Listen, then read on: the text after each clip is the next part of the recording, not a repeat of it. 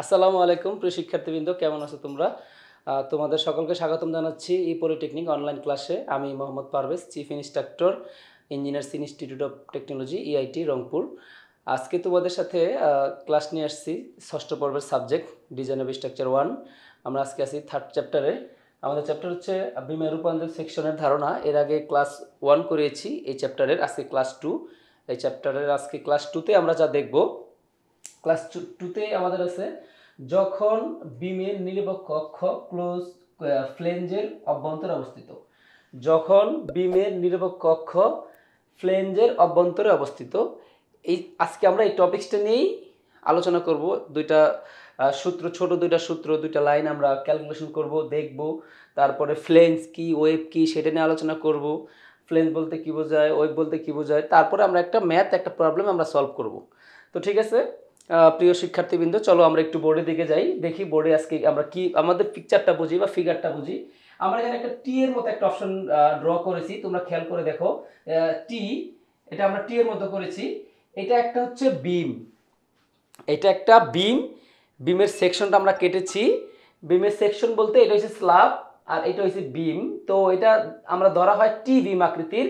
স্ল্যাবের মধ্যেও থাকে, আবার এর উপরও কিছু যায়, অথবা বিমটা এর মধ্যে ঢুকানো থাকে। এটা টোটালটা যদি স্ল্যাব হয়, এই পোর্শন বা এই অপশনটাকে বলা হয় টি বিম। তো টি বিমের মধ্যে আবার সরাসরি টি বিমও আছে। এটা এইভাবেই তৈরি করা হয়, এর উপরে আলাদা আবার স্ল্যাব করা হয়। তো ভালোভাবে বুঝবা, ক্লিয়ার হয়ে যাবা। তো এই টি সেকশন বা এই টি বিমের দুইটা পার্ট, একটা হচ্ছে ওয়েভ আর একটা হচ্ছে ফ্লেঞ্জ। তো দেখো, এই পার্টটাকে বলা হয় ওয়েভ, এই পার্টটাকে বলা হয় ওয়েভ।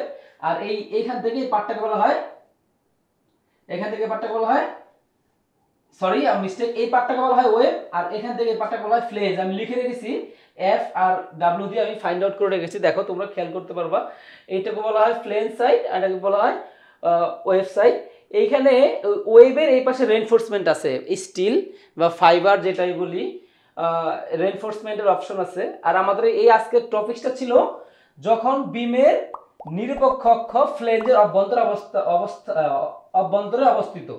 যখন বিমের নিরপেক্ষ অক্ষ ফ্লেঞ্জের অভ্যন্তরে অবস্থিত, তাহলে আমরা এটা অবশ্যই ফ্লেঞ্জ। দেখো নিউট্রাল অ্যাক্সিস আমাদের নিরপেক্ষ অক্ষ। নিউট্রাল অ্যাক্সিস হচ্ছে এই যে সবুজ রং দিয়ে আমি ড্র করে রেখেছি। দেখো এটা হচ্ছে নিউট্রাল অ্যাক্সিস, এটা হচ্ছে নিউট্রাল অ্যাক্সিস ফ্লেঞ্জের মধ্যে অবস্থিত। এখন এখানে কিছু নামকরণ আমি করে রেখেছি।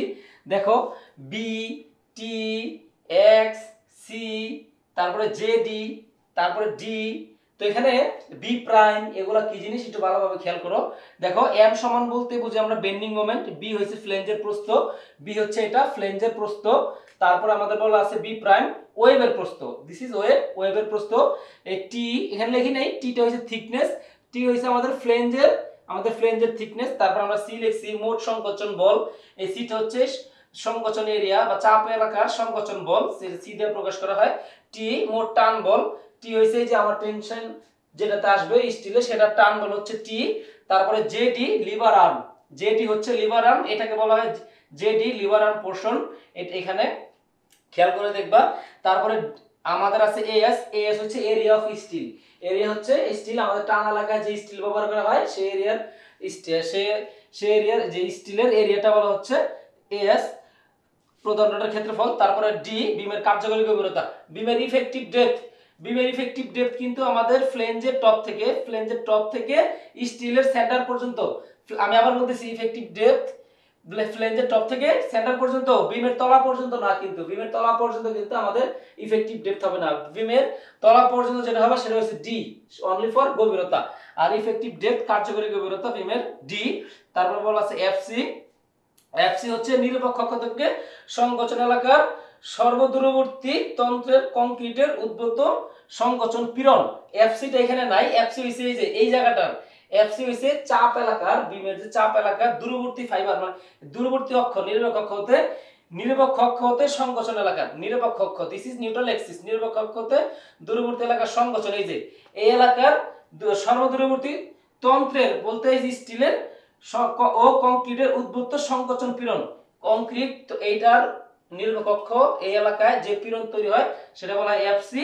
তারপর লেখা আছে এফএস প্রদণ্ডের টান পীড়ন, এটার টান পীড়ন। এরপরে আসো প্রিয় শিক্ষার্থীবৃন্দ আমরা একটা ছোট্ট করে অপশন লিখেছিলাম যে লিভার আর্ম, আমরা এখানে দেখেছিলাম যে ডি, এটাকে বলা হয় লিভার আর্ম। আর এইখানে দেওয়া আছে লিভার আর্ম, আমি এটা আলোচনা করব। লিভার আর্ম কি জিনিস?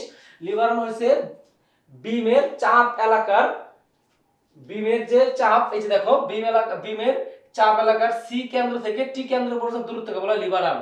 সি থেকে বিমের চাপ এলাকা, দেখো বিমের অভ্যন্তরে যে চাপ এলাকা, নিরপেক্ষ অক্ষে যে চাপ এলাকা, এটুকু হচ্ছে চাপ এলাকা বিমের। খেয়াল করো এখানে প্রেসার আসবে এখানকার সি এর কেন্দ্র থেকে। টোটালটাই তো চাপ এলাকা, কিন্তু টোটালটাই তো চাপ এলাকা, কেন্দ্র না। কেন্দ্র হচ্ছে এইটাই যে আমি ফাইন্ড আউট করছি। সি কেন্দ্র থেকে টি কেন্দ্র পর্যন্ত দূরত্বকে বলা হয় জে ডি, যেটা ডিসটেন্স হচ্ছে D minus X by 3। D হইছে কার্যকরী গভীরতা এক্স বাই 3, এটা বাদ দিয়ে যা থাকে 3 ভাগের 1 ভাগ, এই জন্য এক্স বাই 3। তো আমরা লিভার আর্ম জানলাম। আমরা ছোট্ট একটা, ছোট্ট না, আমরা একটা ছোট প্রমাণ করবো, বা দুইটা সমীকরণ আমরা দেখবো শিক্ষার্থীবৃন্দ। সমীকরণ হচ্ছে বিম প্রস্থচ্ছেদের সাম্যাবস্থা বিবেচনা করলে, আমরা যদি বিমের প্রস্থচ্ছেদ সাম্যাবস্থা বিবেচনা করি, সাম্যাবস্থা বলতে ব্যালেন্স, দুই পাশে সমান থাকবে, সাম্যাবস্থা বিবেচনা করি, তাহলে বেন্ডিং মোমেন্ট সমান প্রতিরোধী মোমেন্ট, বেন্ডিং মোমেন্ট সমান প্রতিরোধী মোমেন্ট। আমরা এখানে সরাসরি লিখতে পারি এম সমান এম সি সমান এম টি, এটা আমরা সরাসরি লিখতে পারি। তারপরে যেটা আমরা লিখতে পারি, দেখো এমসি হইছে কনক্রিটের মোমেন্ট বা পীড়ন, মোমেন্ট অফ কনক্রিটের, আর এমটি হইছে স্টিলের। টিতে হইছে টেনসাইল বা স্টিল বোঝায়, আর সিতে হইছে আমার কনক্রিট বোঝায়। তো ঠিক আছে, এরপরে আমরা এইখান থেকে লিখতে পারি সি সমান, আমরা এখানে ফিগার লিখেছিলাম, দেখো J D liver arm, sorry J D হবে জে ডি, তারপরে লিখতে পারি টি জে ডি। এখন আমরা জানি সি সমান বি এক্স এফসি ভাগ 2, এবং জেডি সমান, এই যে দেখো এখানে মান লেখা আছে, জেডি সমান ডি মাইনাস এক্স বাই 3। ওই লিভার আর্মের দৈর্ঘ্য জেডি সমান ডি মাইনাস এক্স বাই 3 আমরা এখানে লিখতে পারি। তাহলে আমরা এখন সরাসরি এম সি সমান এম যদি এইভাবে যাই, তাহলে আমরা B dot X dot F C ভাগ 2, তারপর এখানে আছে যেটি আমরা এখানে লিখতে পারি ডি মাইনাস এক্স বাই 3। দেখো তো এখন M equal B dot X F C ভাগ 2 ডি মাইনাস এক্স বাই 3, এইটা লেখা যায় কিনা?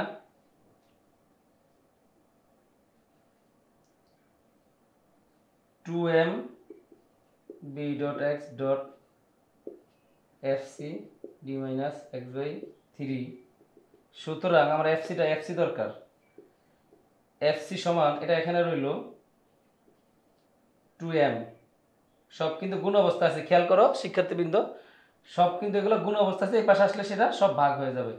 2m তাহলে bx d minus x by 3 সমীকরণ 1। ঠিক আছে, আমরা দেখো শিক্ষার্থীবৃন্দ, আমরা এফসি এর সমীকরণ পেয়ে গেছি। এরপর আমরা বের করব এফএস এর ভ্যালু বা এফএস এর যে সমীকরণটা আছে। তো আমরা জানি আমরা এইখানে একটু খেয়াল করো, আমরা সি সমান লিখেছিলাম, যেটা পাইছি আমরা এখন টি সমান বা টি দিয়ে লিখতে পারি। এখন দেখো সব টি না, আমরা এখান থেকে লিখতে পারি এম টি সমান এম সমান টি জে ডি, এটাও লেখা যায় টি জে ডি। তাহলে টি জে ডি, টি সমান এএস এফএস, আর জেডির মান এএস এফএস, এবং এটা হচ্ছে টি সমান, আমরা জানি এটা টি এর ভ্যালু হইছে এটা টি সমান এএস এফএস, এবং জেডির মানটা বসাই দেই, জেডি হয়ে যাবে সেই আগের মান ডি মাইনাস এক্স বাই 3 বসাইলাম। তো সুতরাং আমরা এম সমান মান বসাই এস এম টি এম একই জিনিস, এম সমান তো এটা, এম সমান S F S D minus X by 3। সুতরাং আমার দরকার এফ এস এর ভ্যালু, এফ এস সমান যদি এফ এস থেকে এফ এস চলে যাবে এম ভাগ S D minus X by 3, সমীকরণ 2। ঠিক আছে, এই হয়েছে আমাদের একটা সমীকরণ। এই সমীকরণ দুটো আমাদের কাজে লাগবে পীড়ন, কংক্রিটের পীড়ন আর স্টিলের পীড়ন বের করতে। তো আমরা এই চ্যাপ্টারের এই সূত্র দিয়েই এই চ্যাপ্টারে আমরা একটা ম্যাথ প্রমাণ করব, দেখব ম্যাথের রেজিস্টিং মোমেন্ট। আমরা ম্যাথটা একটু পরে নিয়ে আসতেছি, বোর্ডে আমরা দিচ্ছি। ম্যাথের জন্য রেডি হও, প্রস্তুতি নাও।